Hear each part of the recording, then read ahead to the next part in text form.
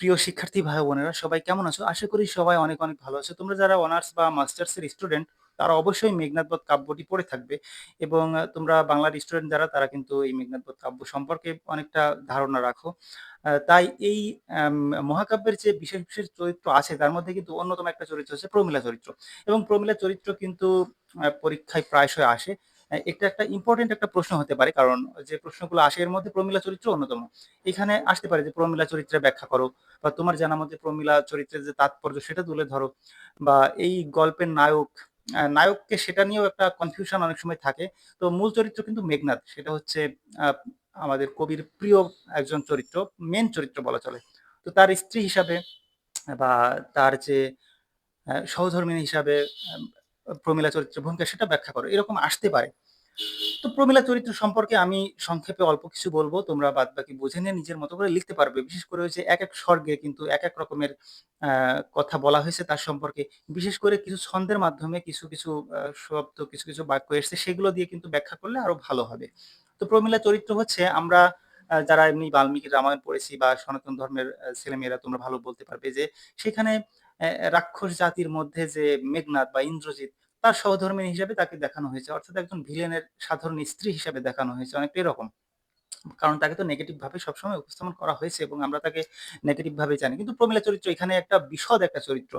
কারণ এখানে কবির যে প্রিয় চরিত্র সেটা হচ্ছে মেঘনাদ চরিত্র এবং এই মেঘনাদের স্ত্রী হচ্ছে প্রমীলা। প্রমীলার মধ্যে অনেকগুলো গুণ পরিলক্ষিত হয়েছে। সে একজন পতিব্রতা নারী, সে একজন সতীসাধী নারী। তারপরে স্ত্রীর দিক থেকে চিন্তা করলে সে একজন আহ, ভালো একজন স্ত্রী। তারপরে বীরত্বের দিক থেকে চিন্তা করলে কিন্তু সে যে মেঘনাদ একজন বীর এবং সেই বীরের স্ত্রী হিসেবে কিন্তু নিজে সে গর্ববোধ করে। তার একটা উল্লেখযোগ্য বাক্য আছে, একটা ডায়লগ আছে যেটা অনেক পরীক্ষায় আসে, আমি কি ডরাই সখী ভিখারি রাঘবে। অর্থাৎ এখানে যে রাম লক্ষণ আছে তাদেরকে খুবই তুচ্ছ তাচ্ছিল্য করে প্রমীলা এই উক্তিটি করেছে এবং তার সখীর কাছে বলেছে যে আমি কি ডরাই সখী ভিখারি রাঘবে। অর্থাৎ প্রয়োজনে সে রাম লক্ষণের সম্মুখেও যেতে রাজি, আর তাদের থেকে সে কখনো ভয় করে না এবং তার স্বামীর জন্য, মেঘনাদের জন্য কিন্তু সে গর্ববোধ করে সবসময়। এবং সে যে একজন বীরের স্ত্রী, সেই বীরের যে বৈশিষ্ট্য সেগুলো তার নিজের মধ্যে কিন্তু পরিলক্ষিত হয়। তো এইটা হচ্ছে বিষয়। এখন পরীক্ষায় যখন আসবে তার চরিত্র সম্পর্কে তখন নিজের মতো করে তো মনের মাধুরী লিখিয়ে অনেক কিছু লেখা যাবে, কিন্তু এইখানে মাইকেল মধুসূদন দত্ত নিজের মতো করে এমন ভাবে তাকে ফুটিয়ে তুলেছে যে ওই চরিত্রটা, যে মেইন চরিত্র, তাকে উপস্থাপন করার জন্য যেন ব্যবহৃত হয়েছে। অর্থাৎ মেঘনাদের যে চরিত্র এবং মেঘনাদের যে বীরত্বের গল্প এবং তার সমস্ত গুণাবলী সেগুলো কিন্তু ওই প্রমীলার মুখ থেকে উচ্চারিত হয়েছে।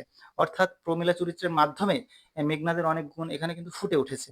তাই প্রমীলা চরিত্র অন্যতম চরিত্র এবং প্রমীলা চরিত্রটি অবশ্যই তার মানে এই কাব্যের, এই মহাকাব্যের খুবই একটা তাৎপর্যপূর্ণ চরিত্র, অনেক তাৎপর্য বহন করে।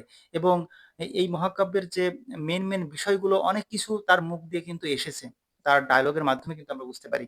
তাই এই তাৎপর্যপূর্ণ চরিত্রটি তোমাদেরকে বুঝতে হলে অবশ্যই এই মূল বইটা পড়তে হবে। মূল বইটা পড়লে কিন্তু বাদ বাকি তোমরা বুঝতে পারবে। এরপরে যদি তোমাদের কোনো প্রশ্ন থেকে থাকে বা আহ, এটা সম্পর্কে আরো জানার থেকে থাকে সেটা তোমরা কমেন্টে লিখতে পারো। কিন্তু মূলত চরিত্র এটাই, এটা একটা এক কথায় পজিটিভ চরিত্র এবং শক্তিশালী চরিত্র হিসেবে মাইকেল মধুসূদন দত্ত এই কাব্যে এই চরিত্রটাকে কিন্তু ফুটিয়ে তুলেছে। এই চরিত্রের মাধ্যমে খুবই একটা শক্তিশালী যে রাক্ষস কুলের এবং রাক্ষস কুলের যে তাদের নিজেদের জাতি রক্ষার জন্য, দেশ রক্ষার জন্য যে তারা জীবন দিয়েছে, লড়াই করেছে, সেই জিনিসটা কিন্তু ওই প্রমীলা চরিত্রের মাধ্যমে ফুটে উঠেছে এবং প্রমীলা চরিত্র এই জিনিসটাকে আরো এস্টাবলিশ করার চেষ্টা করেছে যে দেশপ্রেম, বীরত্ব সবকিছু মিলিয়ে সে যে মেঘনাদের স্ত্রী, এতে সে গর্ববোধ করে। তাই বুঝতে হবে যে এটা একটা শক্তিশালী চরিত্র। তোমরা যখন নিজের মতো করে লিখবে তখন এটা লিখতে হবে, মানে এক কথায় পজিটিভ একটা চরিত্র। এটা এমন ভাবে দরকার নেই যে রাম লক্ষণের বিপরীতে মেঘনাদ যুদ্ধ করেছে, মেঘনাদ মারা গেছে, তার মানে মেঘনাদের স্ত্রী সে রাক্ষসকুল, সে হয়তো নেগেটিভ চরিত্র বা সে খারাপ কোনো কিছু, এরকম কোনো কিছু কিন্তু না। তাকে একটা শক্তিশালী চরিত্র হিসাবেই কিন্তু এবং পজিটিভ চরিত্র হিসাবে কিন্তু মেঘনাদ ফুটিয়ে তুলেছে। আশা করি তোমরা বুঝতে পেরেছো। তো আমি সংক্ষেপে একটু বলার চেষ্টা করেছি। তোমার যদি কোনো প্রশ্ন থেকে থাকে বা তোমাদের কোনো নিজস্ব মতামত থেকে থাকে তাহলে সেটা কমেন্টে লিখতে পারো। পরবর্তীতে সেটা নিয়ে আমরা আবার আলোচনা করার চেষ্টা করব। তো সবাই ভালো থাকবে। আমি অনার্স এবং মাস্টার্স এর অনেক বিষয় নিয়ে পরবর্তীতে আলোচনা করার চেষ্টা করব। তোমরা যদি আমার সাথে থাকো তাহলে সেগুলো তোমরা পেয়ে যাবে। তাই চ্যানেলটি সাবস্ক্রাইব করে এবং আমার পেজটি ফলো করে আমার সঙ্গেই থাকবে। সমস্ত শিক্ষার্থী ভাই বোনদের প্রতি শুভকামনা জানিয়ে আমি আমার আজকের ক্লাস শেষ করছি। সবাই ভালো থাকবে। আল্লাহ হাফেজ।